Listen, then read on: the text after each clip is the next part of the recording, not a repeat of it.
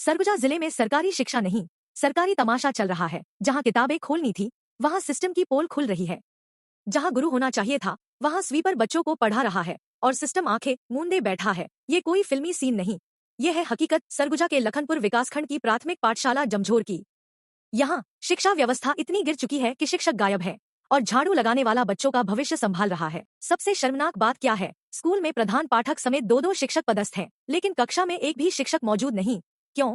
क्योंकि साहब लोग चना लेने निकल गए थे। अब सवाल सीधा है, क्या शिक्षक चना ढोने के लिए भर्ती हुए हैं या बच्चों को पढ़ाने के लिए? क्या शिक्षा विभाग ने नियुक्ति पत्र में लिखा है, जब मन करे क्लास छोड़ो और बाजार निकल जाओ? नियम कहते हैं ये काम किसी कर्मचारी से कराया जा सकता था, लेकिन नहीं।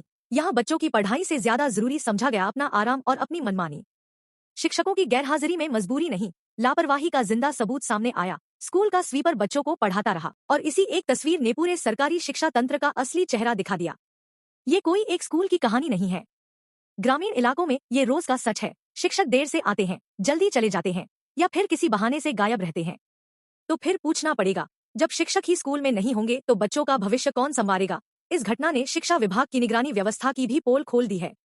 अगर निरीक्षण नियमित होता है तो ये गड़बड़ी पहले क्यों नहीं दिखी? या फिर अधिकारी सिर्फ कागजों की रिपोर्ट पढ़कर सब ठीक है कि मुहर लगा देते हैं? अब जिला शिक्षा अधिकारी जांच की बात कर रहे हैं, लेकिन सच कड़वा है, अब ये बयान भी मजाक लगने लगा है, क्योंकि हर बार जांच होती है, हर बार बयान आता है और हर बार नतीजा शून्य। ना सख्त कार्रवाई, ना सुधार, ना जवाबदेही। सबसे बड़ा सवाल आज भी वही है, सरकारी स्कूलों में बच्चों के भविष्य के साथ ये खिलवाड़ कब तक चलेगा? अगर यही हाल रहा तो शिक्षा का अधिकार सिर्फ कागजों में रहेगा और जमीन पर स्वीपर ही शिक्षक बना रहेगा और सिस्टम ताली बजाता रहेगा।